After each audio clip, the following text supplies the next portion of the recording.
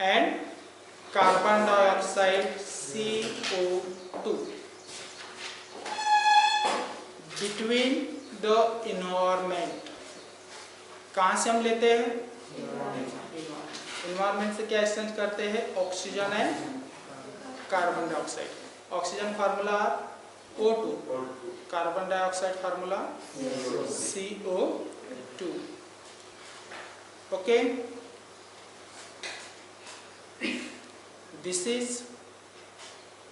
और जब हम इसको हमारे बॉडी के अंदर लेते हैं, एक्सचेंज करते हैं, क्या करते हैं? Exchange. It is exchange of oxygen and carbon dioxide between the environment and cell of body where organized nutrients are broken down enzymatically to release energy।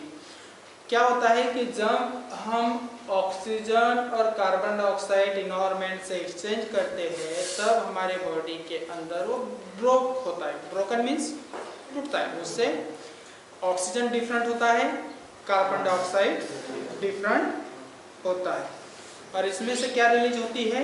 Energy. क्या रिलीज होती है? Energy. It is called respiration. ये क्या हो गया? Respiration. Generally अगर हम देखते हैं exhaling and exhaling the gases of our body by through where environment, it is called respiration. ये हो गया उसकी general definition. Now types of respirations, anaerobic respirations and aerobic respiration। कितने टाइप्स है? 2 types, aerobic respirations, anaerobic respiration। Now and aerobic respiration divided into again 2 types, direct respirations and indirect respirations। एक directly रेस्पिरेशंस करता है without respiratory organs, जिसमें respiratory organs नहीं रहता है। Understand? Aerobic respiration divided into 2 types, direct and indirect. Direct respiration में क्या होता है कि विदाउट रेस्पिरेटरी ऑर्गन्स, और इनडायरेक्ट में रेस्पिरेशन और रेस्पिरेटरी जो ऑर्गन्स रहते हैं वो उसमें क्या रहते हैं? इनॉल्व रहते हैं। क्या रहते हैं? Now direct, body cell exchange gases with environment without aids of any respiratory organs। जैसे कि अभी जस्ट बताया मैंने, विदाउट रेस्पिरेटरी ऑर्गन्स के थ्रू वो डायरेक्टली ब्लड में ट्रांसपोर्ट होता है, ट्रांसपोर्टेशन होता है उसका। किसका? गैसेस का। किसका? गैसेस का। अब यहाँ पर एक बात समझ में आ रही है कि हम जो ऑक्सीजन लेते हैं, कार्बन डाइऑक्साइड जो छोड़ते हो, सिर्फ हवा के रूप में लेते हैं क्या? सिर्फ हवा जाती है हमारे अंदर, गैसेस जाती है और उसको छोड़ देते? नहीं। जब हम इनहेलिंग एक्सहेलिंग प्रोसेस जब होती है हमारी बॉडी के अंदर, तो जो ऑक्सीजन जो है वो किसमें? ब्लड में मिक्स होता है। क्या में? एनर्जी के रूप में। काय के रूप में? अभी तो आप लोगों को पता है कि ऑक्सीजन की बहुत सारी दिक्कत चल रही है, समस्या चल रही है। कोरोना की वजह से बहुत सारे लोगों की डेथ हो रही है ना? तो ये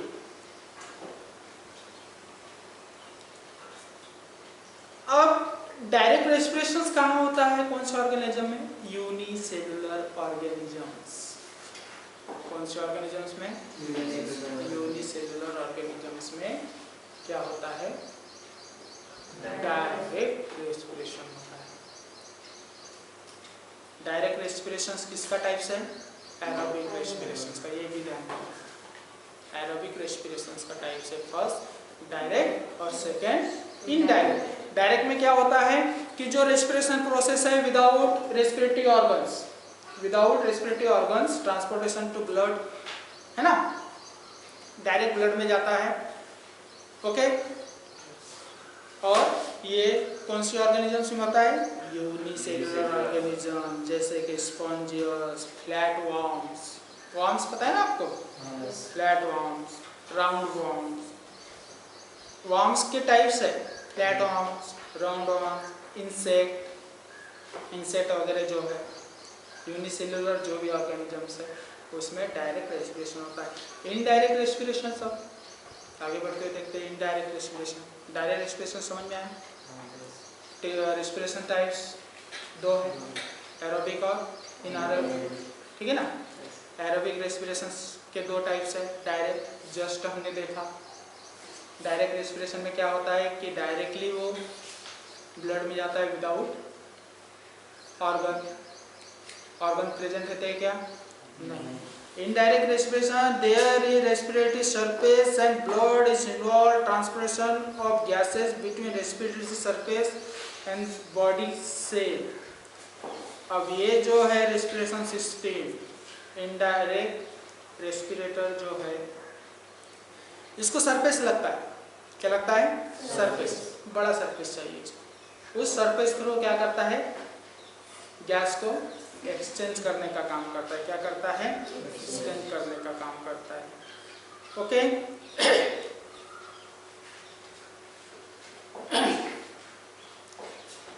फॉर एग्जाम्पल जैसे कि अमीबा हो गए। क्या हो गए? अमीबा प्लाज्मा मेम्ब्रेन थ्रू करता है वो रेस्पिरेशन। किसके थ्रू? प्लाज्मा में उनके अंदर जो सेल रहती है, सेल के अंदर जो प्लाज्मा मेम्ब्रेन रहता है उससे वो करते हैं। स्पॉन्जस, body surface, annelid, skin, cutaneous respiration होता है। पैरापोडा में होता है। एक्सटर्नल गिल्स ऑफ एम्फीबिएट में होता है। जैसे कि मछली वगैरह में हम देखते हैं गिल्स के थ्रू होते हैं। क्या के थ्रू होते हैं? गिल्स के थ्रू। तो ये हो गए इनडायरेक्ट। ये क्या हो गए? इनडायरेक्ट। अब रेस्पिरेशन जो स्ट्रक्चर है, अलग अलग ऑर्गेनिजम्स के, अलग अलग एनिमल्स के अलग अलग ग्रुप में अलग अलग तरीके से रेस्पिरेशन प्रोसेस होती है। आर्थ्रोपोडा ग्रुप के, कौन से ग्रुप के? आर्थ्रोपोडा ग्रुप के अगर हम देखते हैं, प्रॉन, श्रैपफिश, गिल्स के थ्रू करते हैं, जो हम ब्रोंकियल रेस्पिरेशन बोलते हैं। कौन से? ब्रोंकियल रेस्पिरेशन प्रोसेस है किसके अंदर?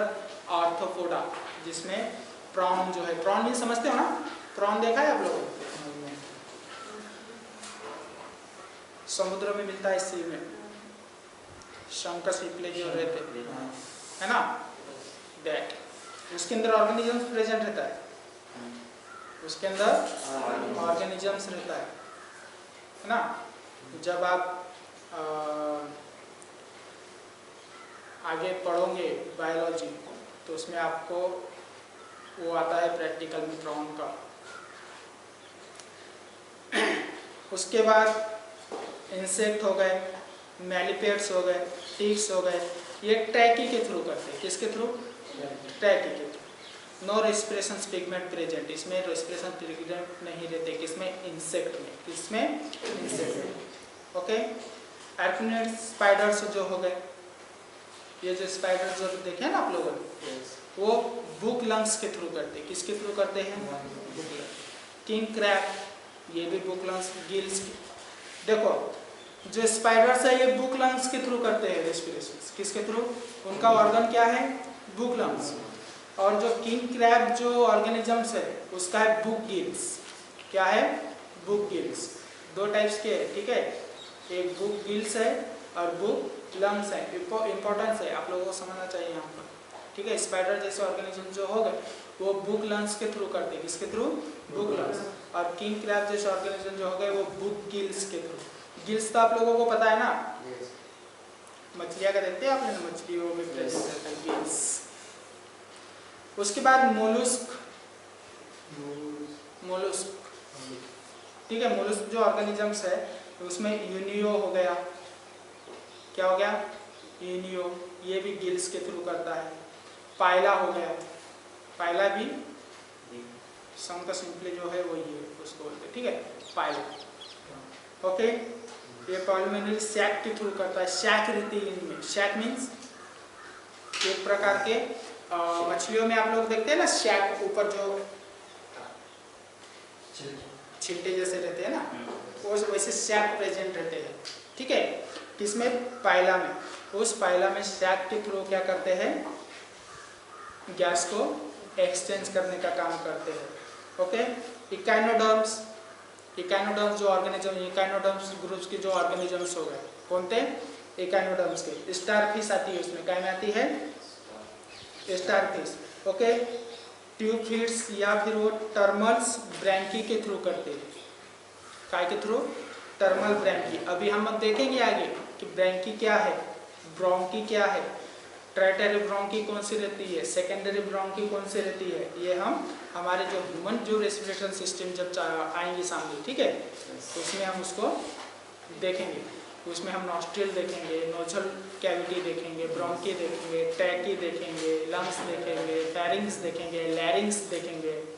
बहुत सारे टाइप्स स्ट्रक्चर्स हैं जो हमारे ह्यूमन रेस्पिरेटरी सिस्टम में आते हैं। सी कुकुम्बर,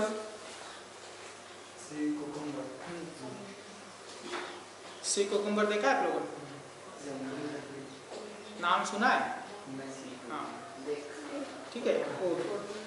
ये भी काय है, काय में आते हैं ऑर्गेनिजम्स, इकाइनोडर्म्स में आते हैं। काय में आते हैं? इकाइनोडर्म्स। अब साइस्टोलोस्टमस जो है, ये फिशेस आते हैं, इसमें क्या आते हैं? फिशेस गिल्स के थ्रू करते हैं। अब इनकी इंटरनल रेस्पिरेशन प्रोसेस है। कौन सी प्रोसेस है? इंटरनल। ओके, अब आप लोगों ने देखा होगा कि जो मछलियां है, फिश है, ये हमेशा पानी की सतह पर आती है, ऊपर आती है ना, जंप लेती क्यों? ऑक्सीजन के लिए, क्योंकि H2O पानी में भी H2O है, ऑक्सीजन है, पानी में भी ऑक्सीजन है, लेकिन हमारे इन्वायरमेंट से 40% लेस ऑक्सीजन पानी में है। उनको इस वजह से उसमें ऑक्सीजन लेने में क्या होती है? दिक्कत होती है। क्या होती है? 40। ओके, और जो लंगर फिशेस है, लंगर फिशेस मीन्स जिसमें लंग्स प्रेजेंट है। जो फिशेस में क्या प्रेजेंट रहता है? लंग्स। वो लंग्स करते हैं। कैसे करते हैं? लंग्स। अब एम्फीबियस ग्रुप के अगर हम देखते हैं, कौन से ग्रुप? एम्फीबियस ग्रुप के जो ऑर्गेनिजम्स रहते हैं, फॉर एग्जांपल फ्रॉग हो गया, ये इसको स्किन थ्रू करता है, पूरी बॉडी स्किन उसकी जो रहती है ना, मॉइस्चर जो मॉइस्चर रहती है उसकी स्किन में, चिपचिपा है ना, उससे करती है गैस एक्सचेंज करने का, रेस्पिरेशन प्रोसेस का। उनको स्पेशली नोज वगैरह नहीं दिखाई देती है ना। तो ये जो एम्फीबियस जो ऑर्गेनिजम्स हो गए, ये ऑर्गेनिजम्स जैसे कि फ्रॉग, ये स्किन थ्रू करते हैं। किसके थ्रू करते हैं? Skin through. और इसको हम क्यूटेनियस रेस्पिरेशन प्रोसेस होती है। फ्रॉग में कौन सी एम्फीबियस जो ऑर्गेनिजम्स है उसमें क्यूटेनियस रेस्पिरेशन प्रोसेस होता है। प्रोसेस ध्यान में रखना है, ठीक है। अलग अलग टाइप से उसके रेस्पिरेशन अलग अलग कहते हैं। एम्फीबियस ऑर्गेनिज्म जो है उसमें क्यूटेनियस रेस्पिरेशन होती है। कौन सी रेस्पिरेशन होती है? लाइनिंग ऑफ बुक्कल कैविटी की वजह से। किसके? लाइनिंग ऑफ बुक्कल कैविटी उनके अंदर रहती है। किसमें? फ्रॉग में, एम्फीबियस ऑर्गेनिजम्स में। इस वजह से उस रेस्पिरेशंस को हम क्या बुक्कोफेरेंजियल रेस्पिरेशंस भी बोलते हैं। अगर वो बुक्कल कैविटी के थ्रू हो रहा है, जो रेस्पिरेशन बुक्कल कैविटी के थ्रू हो रहा है, तो उसे हम बुक्कल फेरेंजियल रेस्पिरेशंस भी बोलते हैं। कौन से? रेस्पिरेशन। अगर वो लंग्स के थ्रू हो रहा है, किसके थ्रू हो रहा है? एम्फीबियस ऑर्गेनिजम्स में अगर वो लंग्स के थ्रू हो रहा है तो पॉलीमनरी रेस्पिरेशंस बोलते हैं उसको। ये भी ध्यान में रखना है, ठीक है। अगर एम्फीबियस ऑर्गेनिजम्स में बुक्कल कैविटी के थ्रू जो रेस्पिरेशन हो रहा है तो बुक्कल फेरेंजियल रेस्पिरेशन हो गया। कौन सा हो गया? Pharyngeal respiration. अगर वो लंग्स के थ्रू हो रहा है तो कौन सा हो गया? प्लूमोनरी रेस्पिरेशन हो गया। किसके थ्रू? प्लूमोनरी रेस्पिरेशन। और एम्फीबियस जो ऑर्गेनिजम्स रहते हैं इनके अंदर एक बात नोट करके रखना है, लंग्स यह वेल डेवलप नहीं रहते, पुअरली डेवलप रहते। कैसे रहते हैं? Poorly develop. Poorly develop means हमारी बॉडी में जैसे लंग्स एकदम हाईली डेवलप है, वैसे उनके बॉडी में लंग्स हाईली डेवलप नहीं रहते।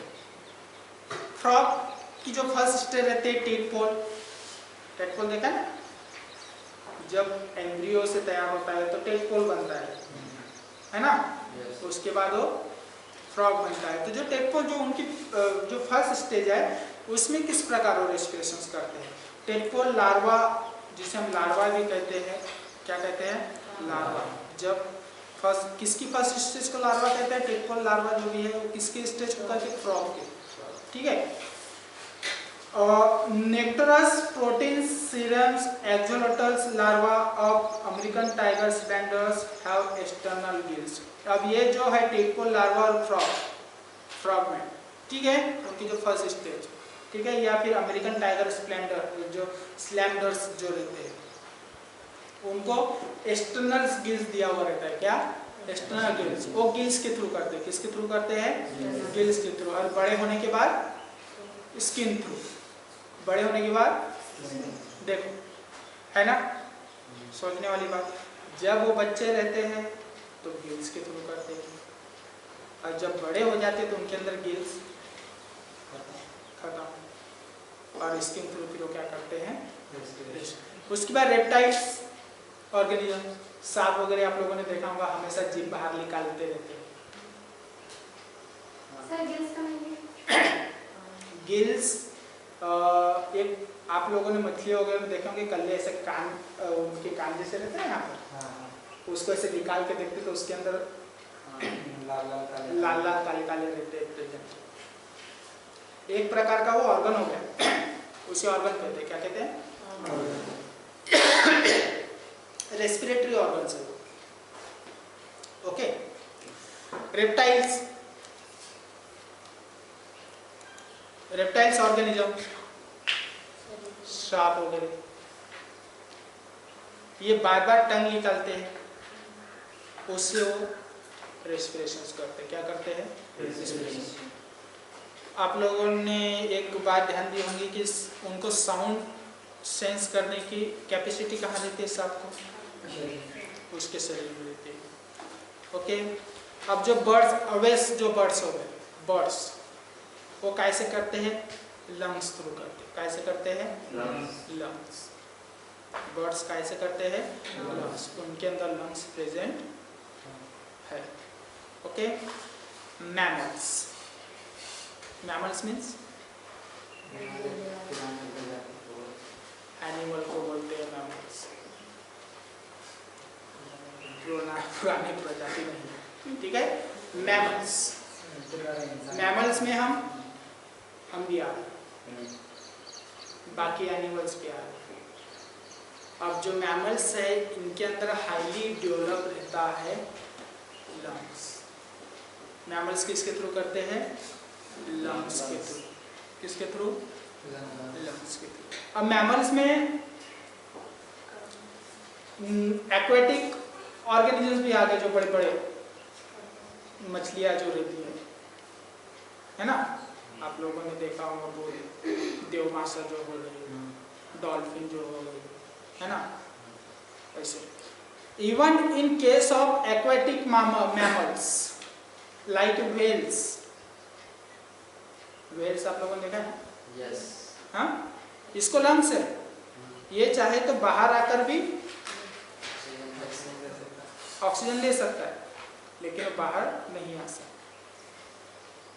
उसके अंदर ही, समुद्र के अंदर ही जो सी ओशियन है उसके अंदर ही वो रेस्पिरेशन प्रोसेस करती है। अगर वो बाहर आई तो मर जाती है। व्हेल्स जो फिश है ये बाहर आई तो क्या हो जाती है, मर जाती है। इसका कारण क्या है, रीजन, क्योंकि व्हेल्स का जो वेट रहता है वो टनों से रहता है। कैसे रहता है, टनों से, है ना। पानी के अंदर उसका वेट हल्का हो जाता है, तैरती है ना, लेकिन बाहर अगर निकली हो, यस यस घनश्याम, ओके, बाहर जब निकलेंगी हो तो क्या होगा, उसका वेट इतना सारा है, संभालना नहीं, उसकी हड्डियां टूटकर डायरेक्ट लंग्स को छेद कर गई, इस वजह से उसके अंदर ही रहते हैं। अब प्रॉब्लम क्या होती है, प्रॉब्लम क्या है वे ब्रीथिंग करने में पानी के अंदर एक्वाटिक एनिमल्स, प्रॉब्लम भी है क्योंकि जैसे मैंने बताया कि 40% लेस ऑक्सीजन है उसके अंदर इन्वायरमेंट से, तो प्रॉपरली ऑक्सीजन मिलेगा क्या उनको? नहीं। सोच water is so time denser than air, air से वाटर क्या है? Denser. So great effect is required to move water over respiratory surface, इस वजह से जो उनके अंदर के जो ऑर्गेनिजम्स है या फिर जो एयर है वो पानी के अंदर पूरी तरीके से जाता है क्या? नहीं। इस वजह से उसका इफेक्ट होता है कि पानी के अंदर, क्योंकि डेंसर है ना वो। Water contains 40 time less oxygen than air, जैसे अभी बताया मैंने, ये प्रॉब्लम है। हम क्या देख रहे हैं? प्रॉब्लम कि एक्वाटिक जो ऑर्गेनिज्म है पानी के अंदर के, उनको क्या प्रॉब्लम होती है क्या करने में? ऑक्सीजन लेने में या फिर रेस्पिरेशन प्रोसेस करने, गैसेशन करने में। Water content 40 time less okay oxygen than air, air से 40% लेस है किसके अंदर? पानी। Oxygen diffusion air slowly through water, oxygen यह पानी के अंदर स्लोली डिफ्यूज होता है। क्या होता है? डिफ्यूज मीन्स घुलता है, ठीक है। Warmer the water less oxygen it can hold, जो वार्मर वाटर जो है गर्म पानी, तो ऑक्सीजन को कम होल्ड करके रखता है, यानी कि कम क्षमता रहती है ठंडी और गर्म पानी, ठीक है। Respiratory surface should be well protected and keeped moist. अब हम देखेंगे character of respiratory surface. Respiratory surface means उसके कैरेक्टर क्या है? क्योंकि एरिया बड़ा होना चाहिए रेस्पिरेशन करने के लिए। क्या होना चाहिए? एरिया बड़ा। Respiratory surface must be richly supplied with blood vessels. अगर सब ज़्यादा बड़ा एरिया होगा, सरफेस होगा, तो जो ब्लड वेसल्स है उसमें ऑक्सीजन ज़्यादा जाएगा, है ना। और वो बॉडी के लिए कैसा रहेगा? अच्छा है। Surface area must be very large. Respiratory जो प्रोसेस के लिए जो सरफेस चाहिए वो कैसा रहना चाहिए? Very large. Very large means बड़ा। It should be extremely thin, और वो कैसे होना चाहिए? थिन होना चाहिए। कैसा होना चाहिए? Thin. It should be keep moist, वो सरफेस मॉइस्ट को पकड़ कर रखना चाहिए। मॉइस्ट में समझते हो ना? गीला okay. It must be permeable to respiratory gases, यानी कि वो उस सरफेस का प्रिमिटिव होना चाहिए, परमेबिलिटी होना चाहिए उसमें, ताकि वो जो रेस्पिरेटरी जो गैसेस है उसको हेलिंग या एक्सहेलिंग कर सके। It should be in direct content environment, और वो डायरेक्टली कहाँ से मिलना चाहिए? इन्वायरमेंट से। इम्पोर्टेंस है कैरेक्टर, रेस्पिरेटरी सरफेस के कैरेक्टर जो है वो आप लोगों के लिए इम्पोर्टेंस है। कैसे होना चाहिए? वेरी लार्ज सरफेस होना चाहिए, ठीक है। उसके बाद उसका जो सरफेस है वो एक्सट्रीमली थिन होना चाहिए, ठीक है। वो सरफेस मॉइस्ट को पकड़ कर रखना चाहिए, ठीक है। गैसेस को उसके अंदर एबिलिटी होना चाहिए उस सरफेस में कि गैस को क्या कर सके? एक्सचेंज कर सके, ठीक है। और वो डायरेक्टली किससे कांटेक्ट करनी चाहिए? इन्वायरमेंट से। क्यों? ताकि उसको गैसेस अच्छी तरीके से मिल सके। अंडरस्टैंड? ये हो गए कैरेक्टरिस्टिक्स ऑफ रेस्पिरेटरी सिस्टम। हमने प्रॉब्लम भी देखे एक्वेटिक ऑर्गेनिज्म के, ठीक है ना।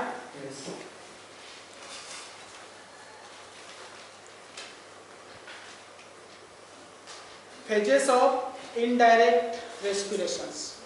अब इनडायरेक्ट रेस्पिरेशंस में अभी हम डायरेक्ट देख रहे थे, कौन सा देख रहे थे? अब इनडायरेक्ट के फेज देखेंगे। Indirect respirations have two phases. कितने फेज है? टू फेजेस, एक्सटर्नल रेस्पिरेशंस और internal respirations. External respirations means बाहर की तरफ रेस्पिरेशन, है ना। इंटरनल रेस्पिरेशंस मीन्स अंदर की तरफ। टू फेजेस है किसके? इनडायरेक्ट रेस्पिरेशंस के। ओके, फर्स्ट है एक्सटर्नल रेस्पिरेशंस, सेकेंड है इंटरनल रेस्पिरेशंस। ऑनलाइन स्टूडेंट अंडरस्टैंडिंग हो रहे हो?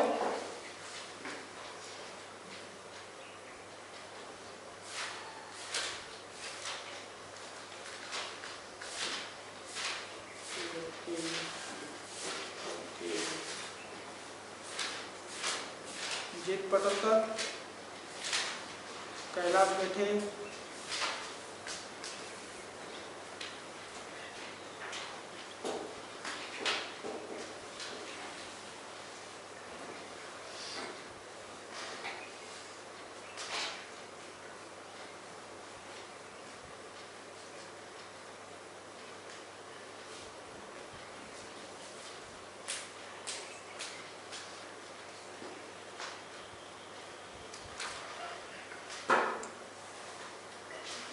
अब जो इनडायरेक्ट जो रेस्पिरेशंस है, एक्सटर्नल रेस्पिरेशंस और इंटरनल रेस्पिरेशंस, यह